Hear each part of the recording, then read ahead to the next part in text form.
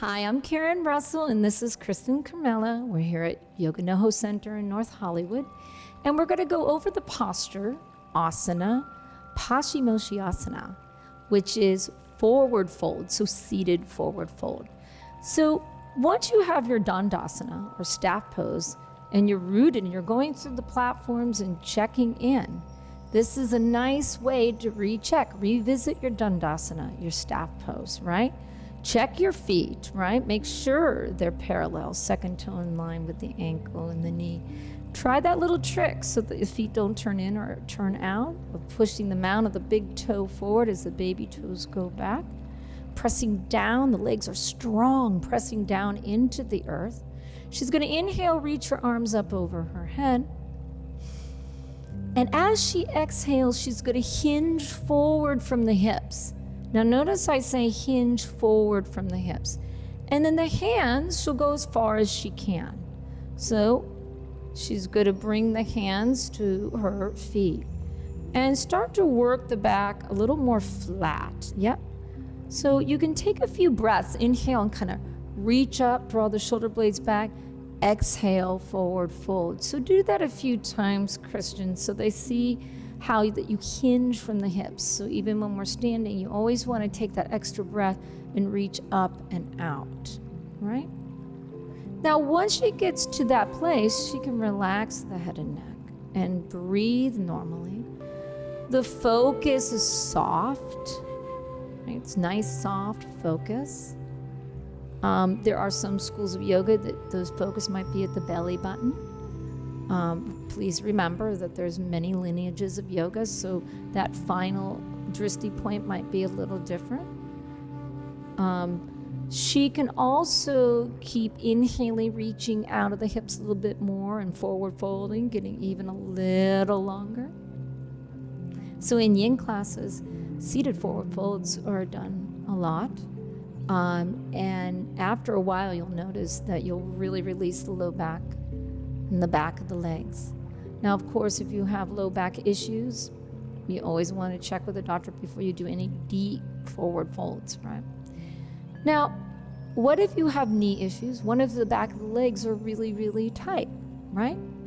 Well, there's no problem with that. You can microbend your knees, but I would prefer if you could use a strap. So, Kristen's going to use a strap. Now, just like we talked about Trikonasana triangle, you know, you could go and start bending your knees and go further down, or you can engage the legs and not go as far. And that might help you get stronger faster. So she's going to take a strap and put it around her feet. She's going to check in and do all the checkpoints that she did. So even here, the feet are parallel, right? Mount the big toe forward as the baby toes go back, navel in and down. So you want to really feel your sit bones, right? The flesh of the buttocks goes, inner thighs back, tailbone down. So you're really sitting on the sit bones, right? She's going to draw and maybe bend the elbows almost like chaturanga arms. So that's kind of nice. So lift up first, Kristen, and bend the elbows and get really long. Yes. So don't worry if you don't have the flexibility.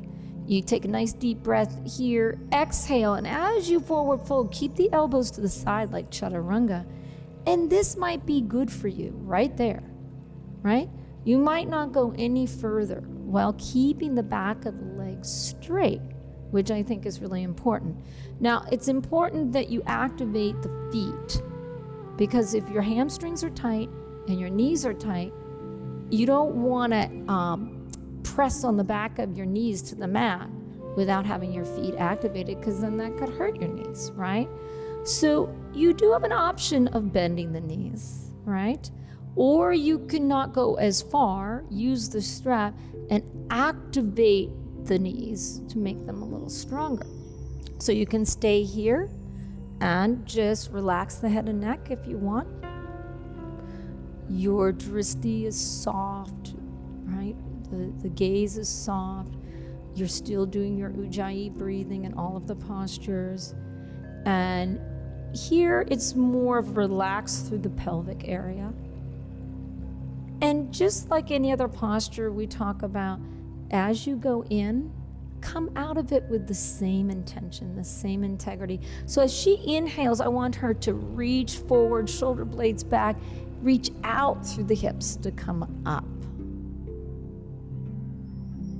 Yes, and then you can release the strap. So forward folds do so much for us with the back of the legs, the hips, and the low back. Remember, if you have injuries, to always do modifications, always consult a doctor, but make sure that if you can do this and you are tight, try maybe using a strap or modification while still engaging the legs. And a little tip for this posture is really the feet, really drawing the feet back, really making sure they're parallel. That's going to really help, and rooting down, starting from your Dandasana staff position.